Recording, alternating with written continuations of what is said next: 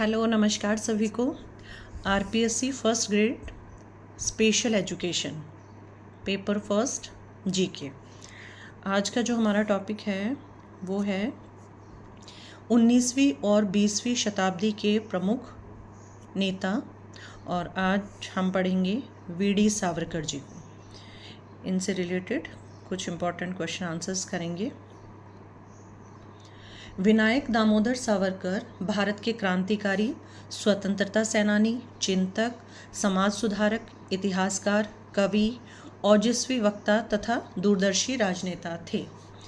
वीर सावरकर का जन्म कब और कहाँ हुआ था?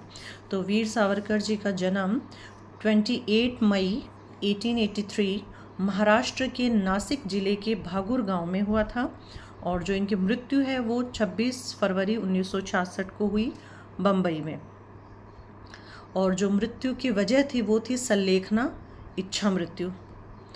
वीर सावरकर की पढ़ाई, यानी इन्होंने अपनी पढ़ाई कहाँ से की? 1901 में शिवाजी हाई स्कूल नासिक से इन्होंने मैट्रिक की परीक्षा पास की। 1902 पुणे के फर्ग्यूसन कॉलेज से इन्होंने बीए किया। फिर उसके बाद में 1909 में लंदन से बार एटला वकालत की परीक्षा उत्तीर्ण की, परंतु उन्हें वकालत करने की अनुमति नहीं मिली। प्रारंभिक शिक्षा इन्होंने नासिक के शिवाजी हाई स्कूल से, उच्च शिक्षा फर्ग्यूसन कॉलेज पुणे बीए की डिग्री ली, और कानूनी शिक्षा के लिए लंदन से इन्होंने पढ़ाई की। और लंदन में पढ़ाई के लिए उन्हें 1906 में श्यामजी कृष्ण वर्मा छात्रवृत्ति मिली थी, जिसके बाद उन्होंने ग्रेज इन लॉ कॉलेज से वकालत की पढ़ाई की और मई 1909 में परीक्षा उत्तीर्ण की। मित्र मेला और अभिनव भारत किसके द्वारा स्थापित संगठन थे? तो मित्र मेला और अभिनव भारत ये दो क्रांतिकारी संगठन थे, और 1899 में नासिक में इनकी स्थापना की गई थी।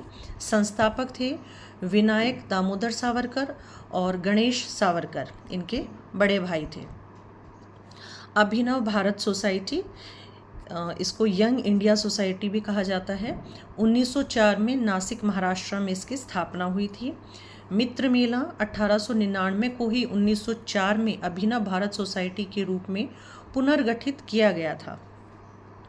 वीर सावरकर ने 1906 में फ्री इंडिया सोसाइटी के नाम से लंदन में भी अभिनव भारत की शाखा स्थापित की। अभिनव भारत सोसाइटी को यंग इंडिया सोसाइटी के नाम से भी जाना जाता है। प्रेरणा अभिनव भारत को इटली के क्रांतिकारी गुसेप मैजिनी के यंग इटली से प्रेरणा मिली थी। और इस संगठन के उद्देश्य क्या थे? तो इस संगठन के उद्देश्य थे, एक तो राष्ट्रवाद की भावना जगाना, युवाओं को हथियार चलाने का प्रशिक्षण देना, और गुप्त रूप से क्रांतिकारी गतिविधियों का संचालन। नेक्स्ट क्वेश्चन है, प्रथम भारतीय स्वतंत्रता संग्राम जो कि 1857 की क्रांति को कहा जाता है, कि स्वर्ण जयंती 50वीं वर्षगांठ लंदन में किसने मनाई थी? 10 मई 1907 को इंडिया हाउस लंदन में विनायक दामोदर सावरकर द्वारा ये वर्षगांठ मनाई गई थी, 50वीं वर्षगांठ। अंडमान की सेलुलर जेल में बिताए गए कठोर कारावास के अनुभवों का विवरण वीर सावरकर ने अपनी किस पुस्तक में दिया है? तो उस पुस्तक का नाम है माझी जन्म ठेप, माई ट्रांसपोर्टेशन फॉर लाइफ। और ये कौन सी भाषा में लिखी गई थी? ये मराठी भाषा में।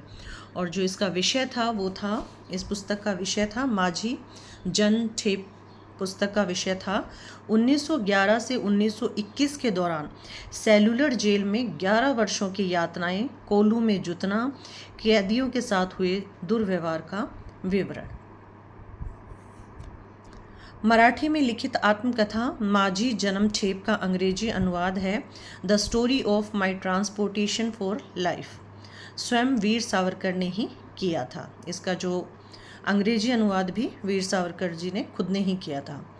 वीर सावरकर ने 1857 के संग्राम पर कौन सी पुस्तक लिखी? तो उन्होंने जो पुस्तक लिखी उसका नाम था 1857 का स्वातंत्र्य समर, और मूल भाषा थी इसकी मराठी।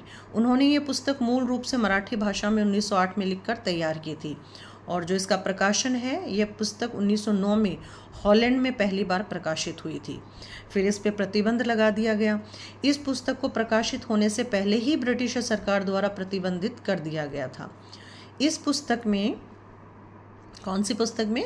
1857 का स्वातंत्र्य समर। इस पुस्तक में 1857 के विद्रोह को केवल एक सिपाही विद्रोह न मानकर इसे भारत का प्रथम स्वतंत्रता संग्राम भी कहा गया। अंग्रेजी अनुवाद। इंडिया हाउस लंदन के छात्र जिनके सहयोग से अंग्रेजी संस्करण तैयार हुआ, और अंग्रेजी संस्करण था इसका the Indian war of independence. मुझे स्वराज्य प्राप्ति की खुशी है, परंतु वह खंडित है, इसका दुख है।